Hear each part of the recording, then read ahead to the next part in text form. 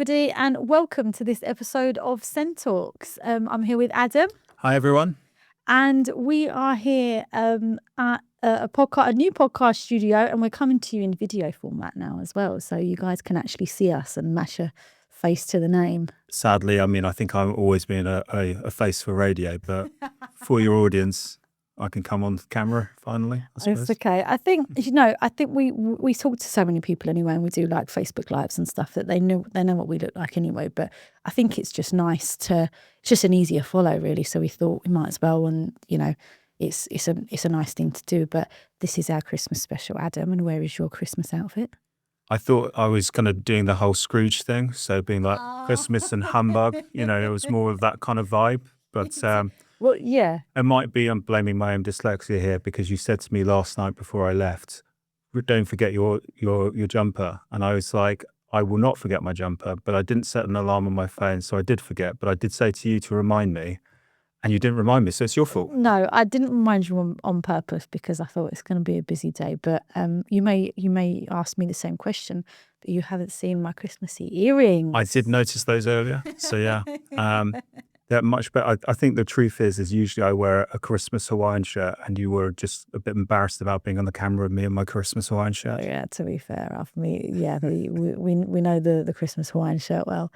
Okay, so as it's a Christmas special, usually what we do obviously is we talk about the particular period of time, and Christmas time is a really sensory overload time for children and young people with neurodiversities.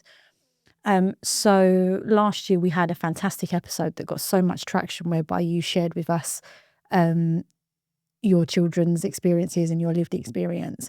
And I think, one of the questions that I asked you kind of at the beginning of the month was, how's it going this year? Has it got, is anything changed?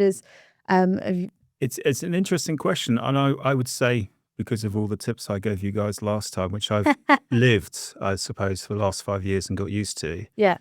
This Christmas hasn't felt so kind of onerous as the last couple of Christmases. I think not last Christmas, but the Christmas before, and last Christmas to some extent was really hard, because we were going through a kind of journey understanding our youngest and what I suppose were his triggers at the time, but also try to understand that where his language hadn't really come through enough for us to always understand why he was getting so kind of upset and distressed, and us having to interpret that. So I think we did our best Sherlock Holmes at the time, and we understood most of it, and we got there in the end. But when we did the podcast last year, I think I was literally coming off fresh off the back of kind of learning it myself. So this year so far has been easier.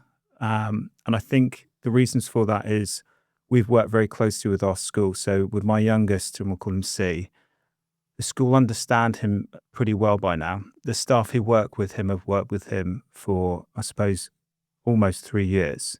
So he knows the school staff really well. He knows the environment. He's very familiar with it.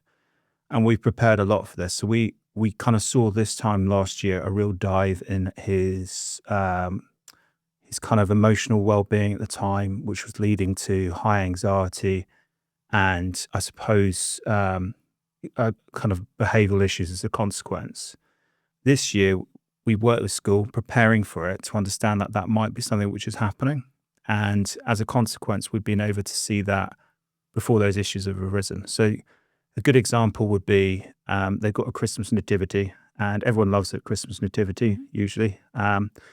But with C last year, I think the idea of having to wear a costume and the sensory feel of that was just too much. Yeah. Also, the noise of the hall. There's a lot of preparation for Christmas nativities, a lot of standing around and waiting. And at the time, I don't think he really understood how to regulate well, or to express to us that he didn't want to wear a costume. But also, that he needed lots of movement breaks. So that's something that we in the school have been on a journey together. So this year, because we've got that kind of shared experience of last year, so far it's gone a lot better. But I feel like as a parent of SEN, you're always in a combat mode. So when everything's kind of seems okay, you're always kind of thinking, okay, what's next coming along? And then I suppose with my oldest son, who is a year 5 student, let's call him F, We've had some funny moments this year so far. So Yeah. my wife Scarlett arranged for us to go and see A Christmas Carol at the Old Vic. Yeah, well, that's the thing, because it's not just school, is it? It's all of the things that Christmas entails. And last year we did speak about Christmas Day, etc. But what we forget is, our neurodiverse children are children as well. So they do go to things like pantomimes. They do go to things like plays or soft play generally, or at Christmas time it's probably like on steroids or something. But I've never been to a soft play yet, although I have been invited to several. But I'm always jealous of the parents. So when you go to soft plays, you've got the parents who have the toddlers who are in the soft play with their kids because they have to be for safety. And then you have the young kids who got to that age where they're, I suppose, not haven't got the verbal skills so much to be able to express that they're unhappy about something. So there might be a bit of fighting. So their parents have to follow them everywhere. And then you see these wonderful parents whose kids, I think, are around usually about 7 or 8, who sit in the corner with, a Heat magazine. Not that I read Heat magazine, I might near Christmas.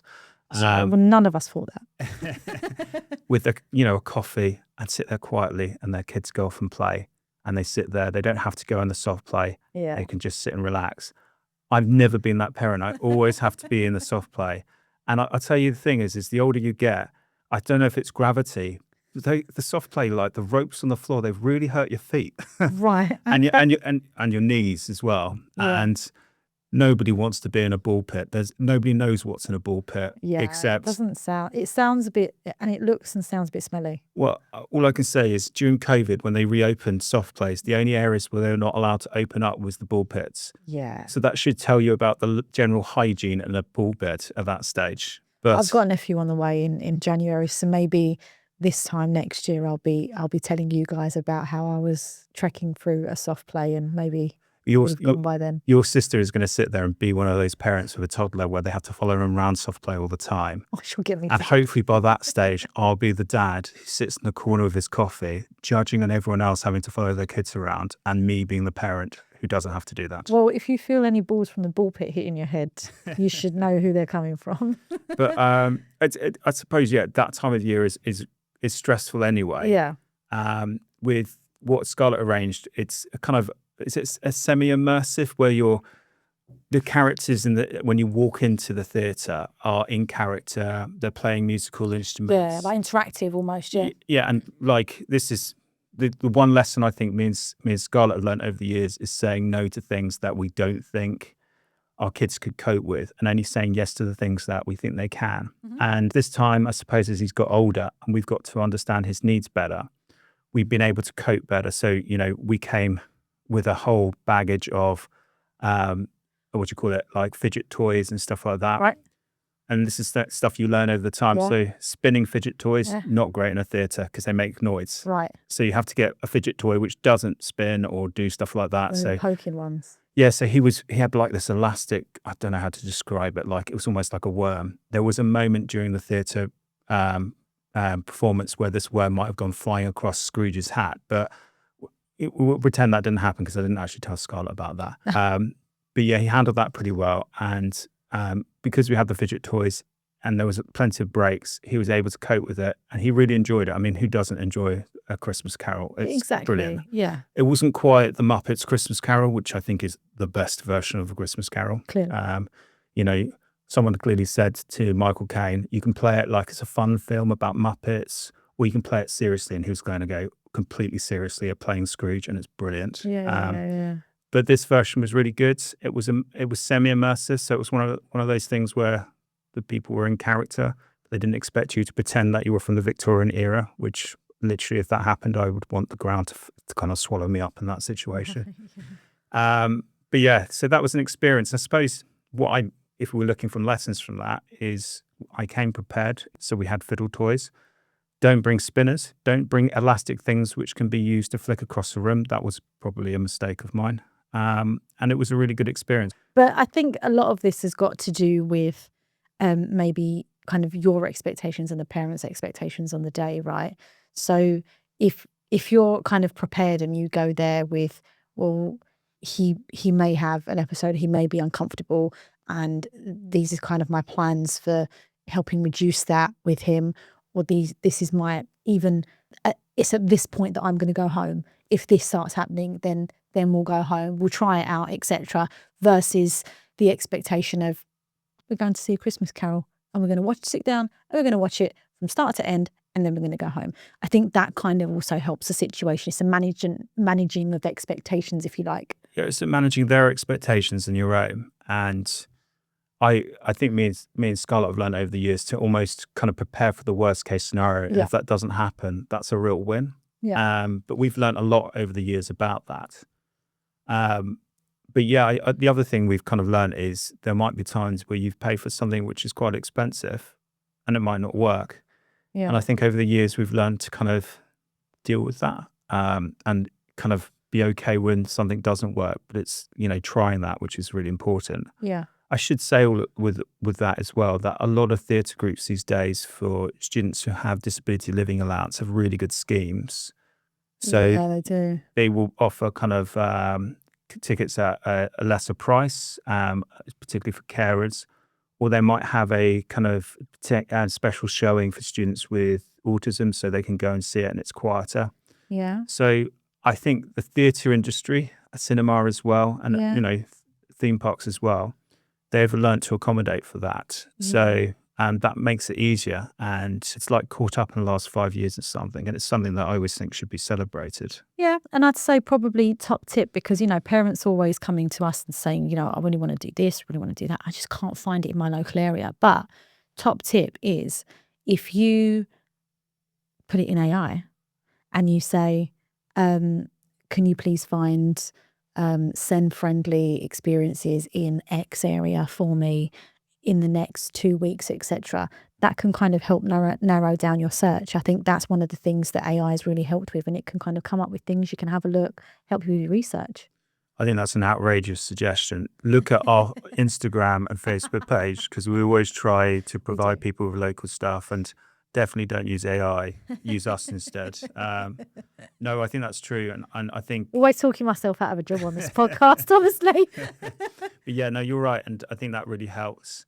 The amazing thing is I think there has been something to be celebrated at Christmas. I think there has been a real awakening of a lot of industries, particularly entertainment industry, about being supportive of kids with SEN. And I think part of that is recognizing that there's an audience of people who should be included or not being included. I think other parts of it is a business understanding that, they might have empty seats at their cinemas or theatres, that if they accommodated other people, they wouldn't be empty. So it's beneficial for everyone. I think so. And I know we was discussing this before, and the meaning of inclusion, but it is inclusive as well, because and before in a podcast that we had with Ali Durban, is that the word inclusive is indicative of the situation itself, not including everybody.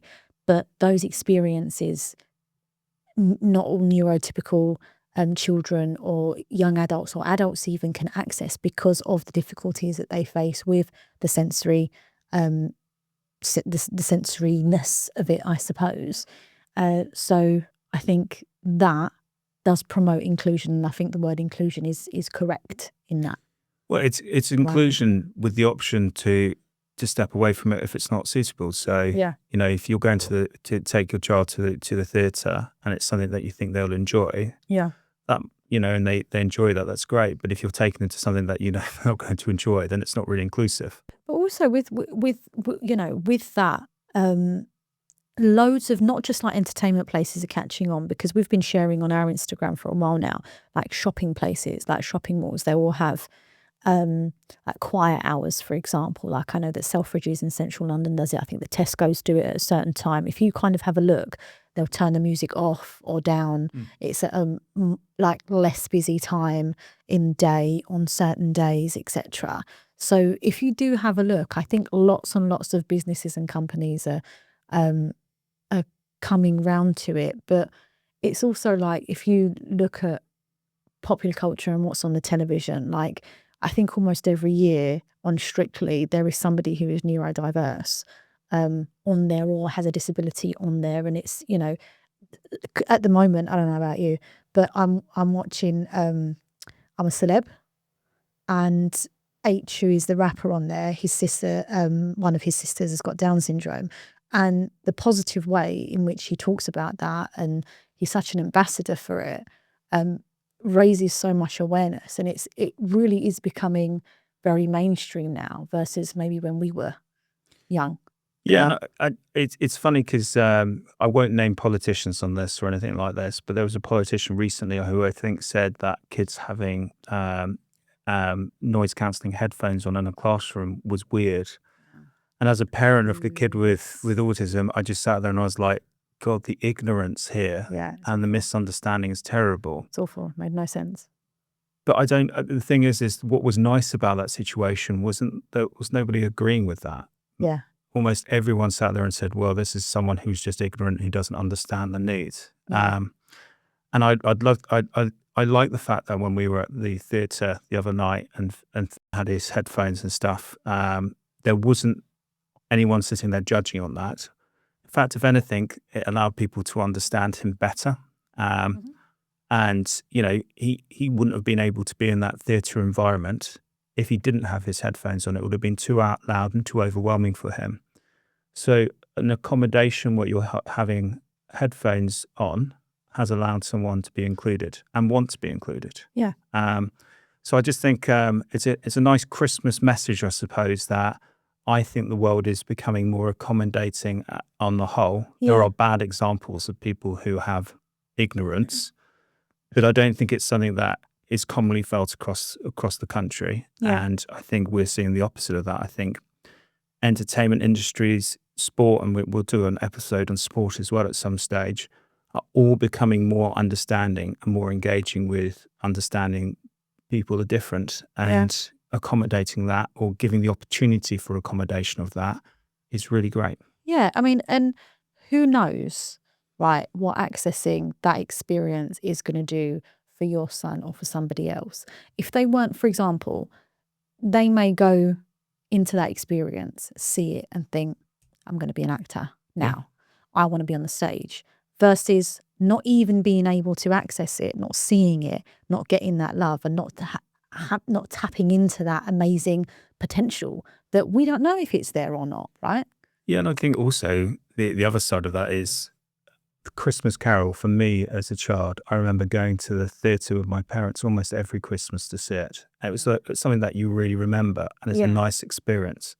And to be able to share that with my own son, so he's had that experience of going to the theatre, had the experience of hearing that story, is great. Yeah. And Christmas Carol is a great story. Yeah, of course it is. There are a few people out there, including the said politician that I spoke about, who could do with being visited by 3 ghosts just before Christmas. So it's a good thing, right? So yeah, I mean, look, I never went to the theatre to watch it with my parents. It's just the Muppets version that I would watch. I forget. it's the best version. But yeah, but I think I might have watched like the really old school one maybe when I was a kid or something. But anyway, so it's a fantastic story.